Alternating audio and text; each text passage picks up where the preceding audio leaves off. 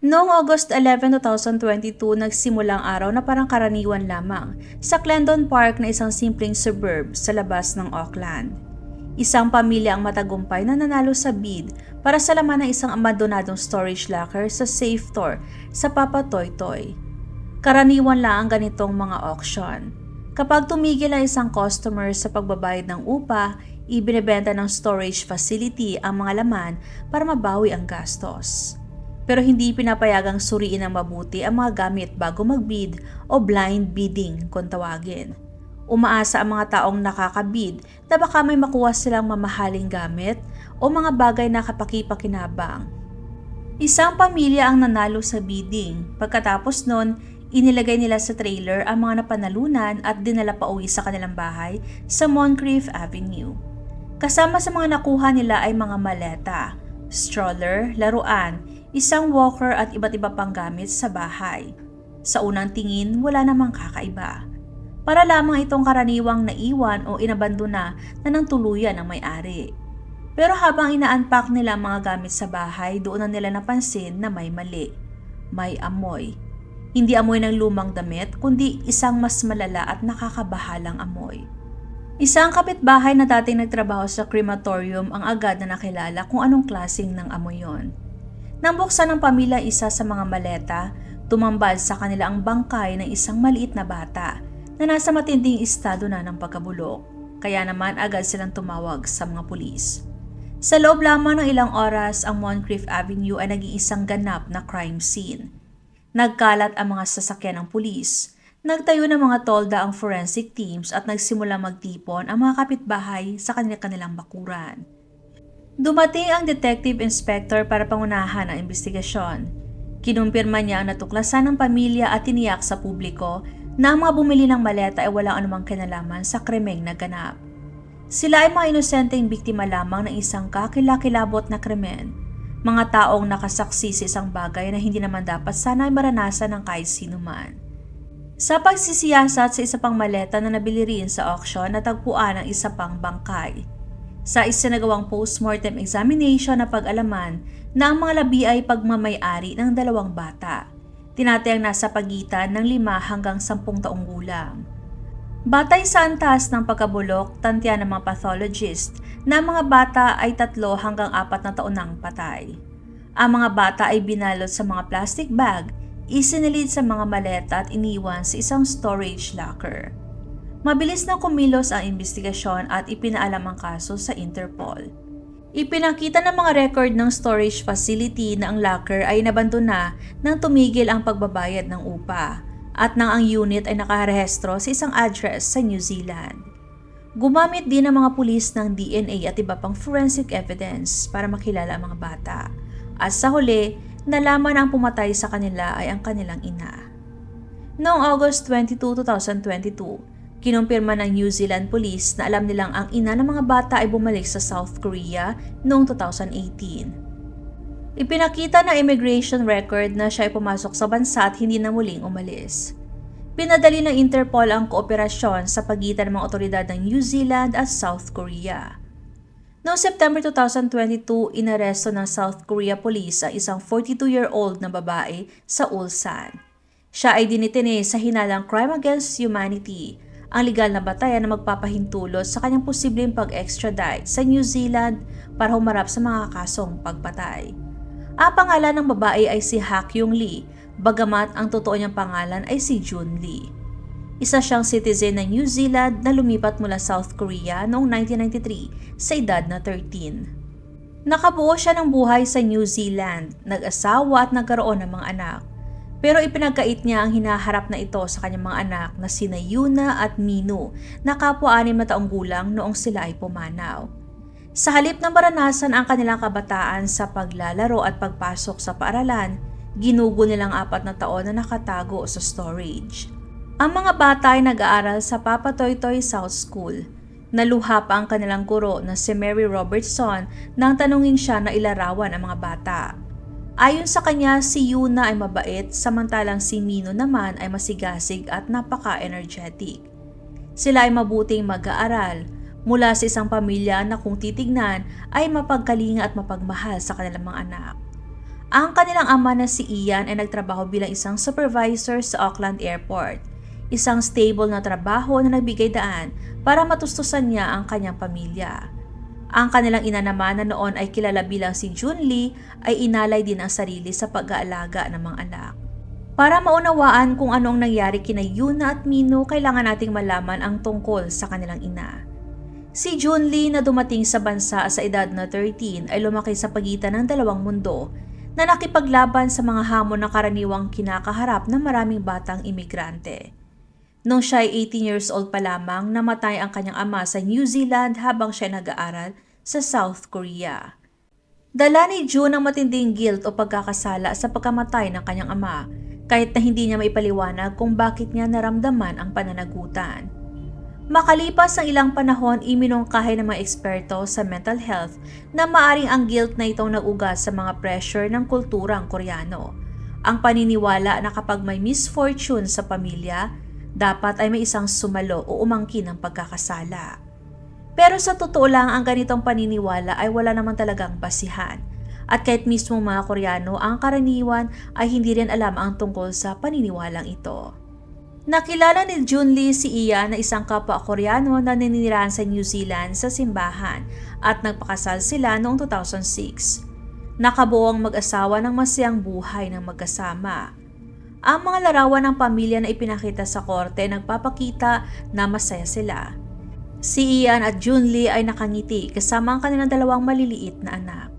Maganda ang pagkakabihis ng mga bata. Mukha silang malusog at inaalagaan ng mabuti.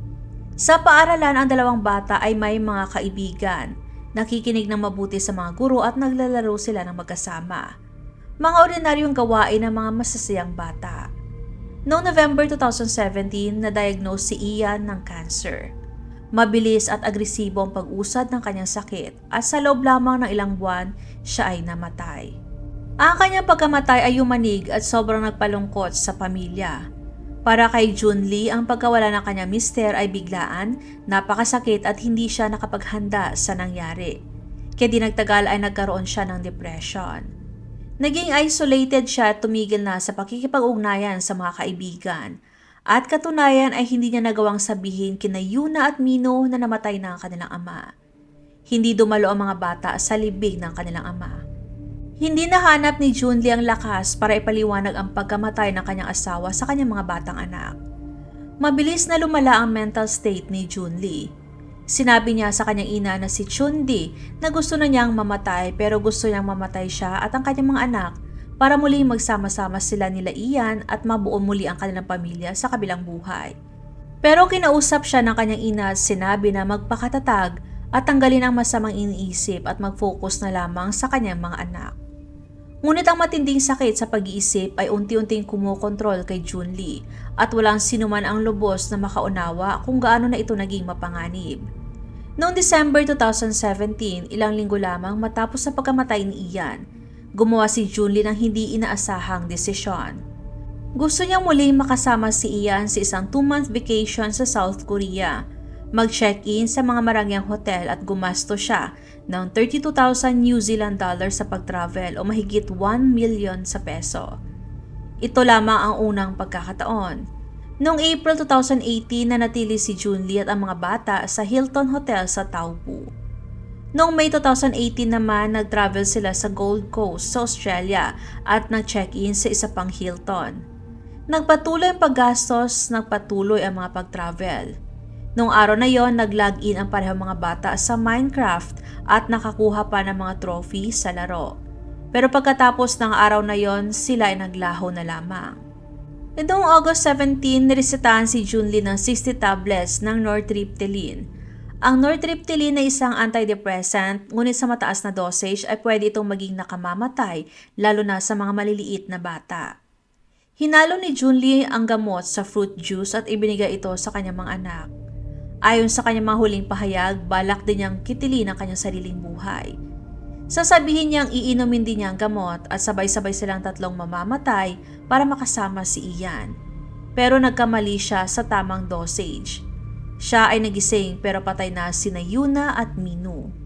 Hindi matiyak ng pathologist na sumuri sa mga labi kung ang mga bata ba ay namatay dahil lamang sa labis na pag-inom ng gamot o kung una silang pinahina ng gamot at pagkatapos ay pinatay sa iba pang paraan.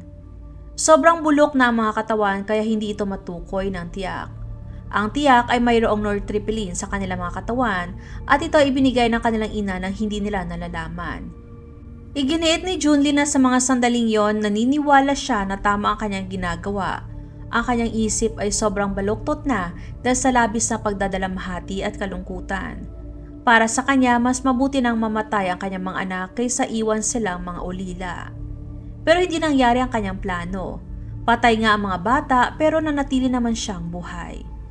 Pagkatapos mamatay ng 2 bata, binalot niya ang kanilang mga katawan sa mga plastic bag.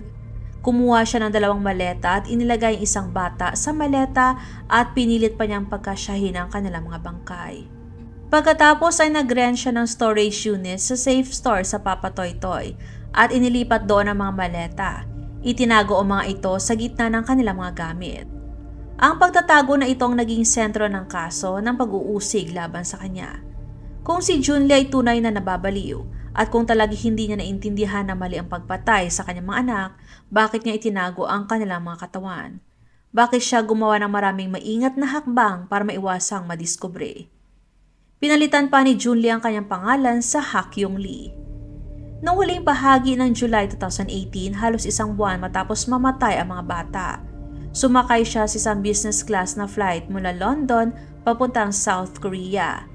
Hindi niya sinabi sa kahit kanino ang nangyari. Iniwan niya ang mga maleta sa storage at patuloy na binabayaran ng upa para matiyak na hindi ito matutuklasan. Itinuri ng prosecutor ang kanyang kilos sa panahong yon bilang ebidensya na alam niya ang kanyang mga maling ginagawa. Sa mga araw pagkatapos ng pagpatay, bumili siya ng tiket sa loto at gumastos ng $900 sa isang hair salon. Ito ay hindi mga kilos na isang taong naliligaw sa psychosis ayon sa mga prosecutor.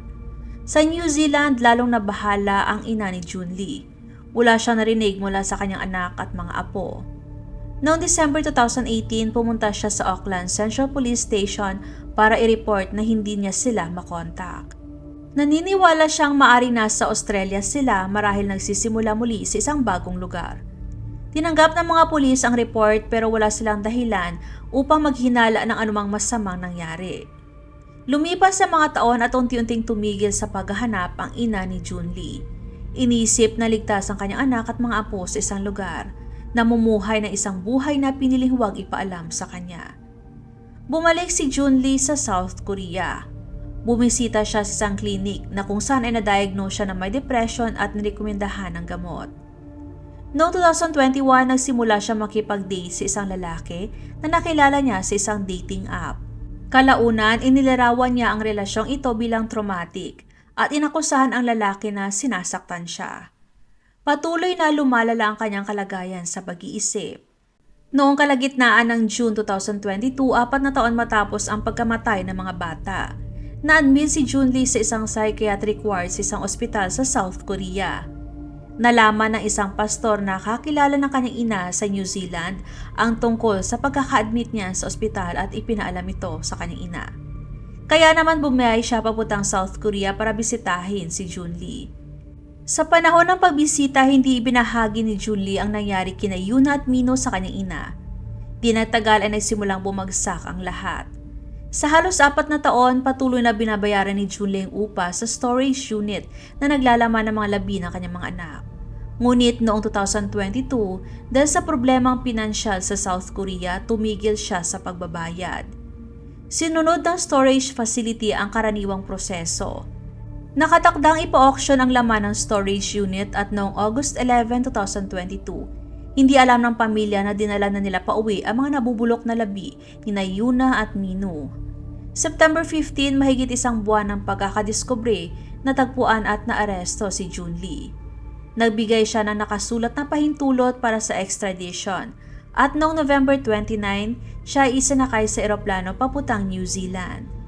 Kinabukasan humarap si Junlee sa Manukau District Court sa South Auckland. Hindi siya nagsampa ng plea. Dahan-dahang umusad ang kaso sa korte na may maraming pagdinig at mga legal arguments tungkol sa kalusugan niya sa pag-iisip at pananagutan sa krimen. Di nagtagal ay nag-plea ng not guilty si Junlee, hindi dahil itinanggi niyang siyang sanhi ng pagkamatay ng kanyang mga anak na kanyang inamin mula sa simula, kundi dahil ipinaglaban ng kanyang mga abogado na siya ay wala sa katinuan ng mga oras ng pagpatay at hindi niya naiintindihan na kanyang ginagawa ay mali. Halos 3 taon matapos nyo noong September 8, 2025, nagsimula ang paglilitis kay Junlee sa Oxman High Court. Si Justice Jeffrey Vennie ang namuno sa paglilitis. Sa kabila ng pagtatanggol sa sarili, pinili ni Junlee na huwag umupo sa main court sa karamihan ng paglilitis. Pinayagan naman siya ni Justice Vennie na manood mula sa hiwalay na silid kasama ang isang translator. Nakatayo siya na nakayuko ang ulo at tila wala sa sarili. Ang pangunahing tanong ay kung siya ba ay legal na baliw ng ginawa ang mga pagpatay. Tinawag ng depensa si Dr. Yvette Kelly na isang forensic psychiatrist na magsagawa ng malalim na panayam kay Junlee. Nagpatotoo si Dr. Kelly na natugunan ni Junlee ang mga pamantayan para mapawalang sala siya sa krimen dahil sa katinuan ng pag-iisip. Dumaan siya sa matinding clinical depression matapos mamatay ang kanyang asawa. Nagkaroon siya ng mga mapanganib ng pag-iisip at nabuo sa kanyang isipan ang paniniwala na ang pinakamabuti para sa kanyang pamilya ay ang sabay-sabay silang mamamatay. Ipinaliwanag ni Dr. Kelly na dahil sa kanyang baluktot na kalagayan ng pag-iisip, naniniwala siya na ang pagpatay sa mga bata ay ang tamang gawain. Naramdaman niyang siya isang masamang ina na hindi kaya palakihin ang kanyang mga anak na mag-isa. Sa kanyang baluktot ng pag-iisip, ang pagdadala sa kanila kasama niya ay tila proteksyon at hindi pinsala. Pero ang taga-usig na si Natalie Walker ay mariing nilabanan ang depensa ng pagkabaliw. Ipinunto ng mga taga-usig na ang kilos ni Junlee matapos sa pagkamatay ng mga bata ay malinaw na nagpapakita ng kaalaman sa kanyang maling ginagawa. Nagrenta siya ng storage unit, isang gawain nangangailangan ng maingat na pagplano. Maingat niyang itinago ang mga katawan. Pinalitan niya ang kanyang pangalan. Nagbayad siya para sa mga pagpapaganda at bumili ng ticket sa business class papuntang South Korea. Ito ang mga maingat na hakbang ng isang taong nauunawaan na siya ay gumawa ng isang kakilakilabot na bagay at sinusubukang takasan ang mga kahihinatnan ayon sa mga taga-usig. Sinabi ni Walker sa hurado na ang krimen ni Junlee ay hindi tungkol sa awa o baluktot na pag-iisip. Ito ay tungkol sa pagpapalaya sa kanyang sarili mula sa pasanin ng pagiging isang single mother. Nag-usap-usap ang mga hurado ng 3 oras at kalahati lamang. Ang kanilang hatol ay nagkakaisa. Nagkasala sa parehong bilang ng pagpatay si Junlee. Nakatayo si Junlee sa harap ng korte habang binabasa ang hatol, nakayuko ang ulo at tahimik. Tinanggihan ng hurado ang depensa ng pagkabaliw at napagpasyahan na alam ni Junlee na mali ang kanyang ginawa. Ang pagdinig para sa paghatol noong November 26, 2025 ay nagdala ng buong bigat ng trahedya sa harap ng lahat. Ang mga miyembro ng pamilya na matagal na nagdala ng bigat ng kaalamang ito ay nagkaroon na ng pagkakataong magsalita. Nagsumiti ang ina ni Junlee at ang lola ng mga bata ng nakasulat na pahayag na binasa ng malakas ng mga taga-usig sa korte. Inilarawan niya ang gabi nang malaman niya ang tunay na nangyari kina Yuna at Minu. Sobra siya nagulat sa nangyari at halos hindi pa niya ito maproseso. Sa loob ng ilang buwan pagkatapos noon, umiiyak na siya gabi-gabi. Nakakatulog lamang siya kapag umiinom siya ng alak para mapawi ang sakit. Habang nakahiga siya sa kama bawat gabi, paulit-ulit sa kanyang isip ang mga tanong. Kung gusto niyang mamatay, bakit hindi siya namatay na mag-isa? Bakit kailangang isama pa niya ang mga inosenteng bata? Ang sakit ayon sa kanya ay parang isang bagay na humahati sa kanyang mga buto at tumutusok sa kanyang dibdib. Hindi niya alam kung kailan ito gagaling. Inaasahan niyang dadalhin niya ito hanggang sa araw ng kanyang kamatayan. Matapos mahanap ang mga katawan, sinibukan ni Junlee na bumalik sa kanyang komunidad sa simbahan, umaasang makahanap ng kaginhawaan. Pero sa halip ay naging malamig ang pagtanggap sa kanya. Iniiwasan siya ng mga tao. Napagtanto niya na maaaring ang tinginan sa kanya ng mga tao ay isang ina ng mamamatay tao. Ang komunidad na inaasahan niyang susuporta sa kanya ay tinato siya na parang may dalang nakakahawang sakit. Nagpahayag siya ng malalim na pagsisisi. Ilang taon nang nakalipas, may isang kaibigan na nagrekomenda na isang tagapayo para sa kanyang anak na si Junlee. Pero hindi pinilit ni Chundi na pumunta si Junlee sa tulong na yon. Ngayon, palagi niyang iniisip na kung pinilit niya ang kanyang anak na humingi ng tulong, maari pa kayang naiwasan ang trahedya. Sa kabila ng lahat at sa kabila ng kakilakilabot na ginawa ng kanyang anak, sinabi ni Junlee na umaasa pa rin siya na balang araw ay mapapalaya ang kanyang anak sa pamamagitan ng parol. Nandoon din sa korte si Jimmy na kapatid ni Ian. Ayon sa kanya, sobrang nawasak ang buong pamilya nila nung nalaman nila ang tungkol sa pagkamatay ng kanyang mga pamangkin. Pero may isang tao sa kanilang pamilya ang hindi alam tungkol sa pagkamatay. Ang kanilang ina na lola ng mga bata dahil ito ay may sakit na cancer sa South Korea. Hindi pa rin niya alam na patay na sina Yuna at Mino at patuloy pa rin siyang humihiling na makita sila. Dahil doon si Jimmy ay nabubuhay sa patuloy na takot na isang balita sa pahayagan ay maglalantad ng katotohanan at magdudulot ng malubhang epekto sa kalusugan ng kanyang ina. Hindi rin sinabi ni Jimmy at ng kanyang asawa sa kanilang mga anak kung ano nangyari sa kanilang mga pinsan. Hindi rin sila handang idulot sa kanila ang ganoong antas ng sakit at trauma. Inulit din ni Jimmy ang sinabi niyang hiling ng kanyang yumaong kapatid na si Ian na protektahan ang mga bata. Ibinigay ni Justice Venny ang kanyang hatol. Inamin niya na si Junlee ay dumaranas ng matinding depression nang patayin niya ang kanyang mga anak.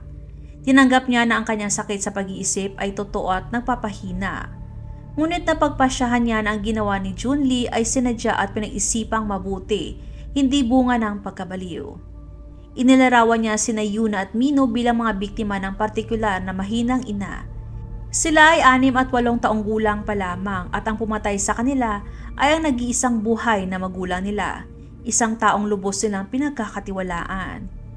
Hinatulan siya ng hukom ng habang buhay na pagkakakulong na may pinakamahabang panahon na 17 years bago siya maging karapat-dapat sa parole, ang pinakamabigat na parusa na ipinapatupad sa New Zealand. Ang 17 years na minimum ay sumasailalim sa kalubaan ng mga krimen at kaunting bawas dahil sa mga suliranin ni Junlee sa kalusugan sa isip. Inutos din ni Justice Venning na sisimulan niya ang kanyang sentensya bilang pasyente sa isang nakalak na psychiatric facility, particular na sa Mason Clinic, alinsunod sa batas ng New Zealand tungkol sa sapilitang paggamot sa kalusugan ng isip. Doon siya tatanggap ng paggamot at mananatili hanggang ituring siyang sapat na gumaling upang mailipas sa isang karaniwang bilangguan. Nakatayo si Junlee sa pagdinig ng hatol gaya ng ginagawa niya sa malaking bahagi ng paglilitis. Nakayukong ulo, nakatingin sa sahig at halos hindi gumagalaw. Napapaligiran siya ng mga gwardya at ng kanyang translator at tinanggap niya ang hatol ng tahimik. Kung alam man ni Junlee na mali ang kanyang ginawa nang kitilin niya ang buhay ng kanyang mga anak, ay isang bagay na siya lamang ang nakakaalam. Ano man ang tunay niyang motibo, 2 bata ang nawala ng pagkakataon na lumaki, gumawa ng sariling desisyon at maranasan ang ganda ng buhay.